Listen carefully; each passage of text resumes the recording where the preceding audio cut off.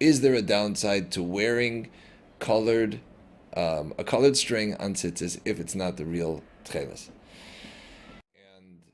And it became very clear to me from the different things that I saw that there was really virtually only an upside, and a tremendous upside at that, and virtually no downside, even if it was not the real Tekhelet. It was merely a question of expense. Then a young man came to Milwaukee, Shua Yankelovich, who is a incredible, bright young man, and he did a presentation in our kollel, and any opposition that was presented to the fact that it could be the real Tekhelet was just shot down immediately.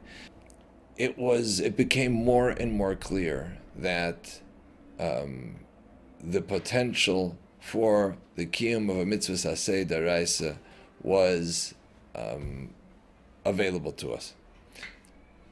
One big glaring issue that really troubled me at the time was, how do we dare do something that has not been part of the Mesorah of Klal Yisrael over the ages? I mean, we live on Mesorah, we thrive on Mesorah, everything we have is on Mesorah. How do we dare veer away from the Mesorah of our ancestors who didn't do this in this way?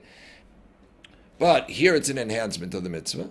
So where there's an enhancement of the mitzvah, and it wasn't possible for it to be done this way, or the meaning, had they had the technology before the war, and Reb Chaim Oizer, or the other tzaddikim, which on whichever side of the fence you wanted to look, the technology existed and they didn't do it, then it's taka pircha, then you can't do it. But because the technology didn't exist, so you can't say why didn't they do it. You couldn't do it. It wasn't possible.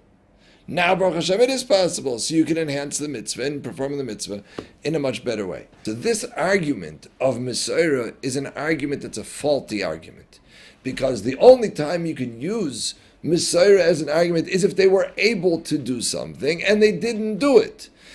Now, the fact that we have the ability to do something, despite, and they were not able to do it, it's a bracha from the Rebbeinu Shalom. You can't use Mesorah against something that didn't exist. Somebody could ask, did the Radziner not respect Mesorah? So first of all, there's several answers. He brings in his sefer, the Radziner brings in his svarim, that he had a Kabbalah that the Koznitzer Magid said that before Yemais HaMashiach, that the Tekhelet will be revealed. I want to tell you, I think that it's perhaps pointed to in the Ramban. Says the Ramban, Aval hazikaron hu b'chut Tekhelet. Right? The Uschat HaMa'isa, you're going to remember, how are you going to remember Hashem's mitzvahs? You're going to remember it with the strand of Tekhelet.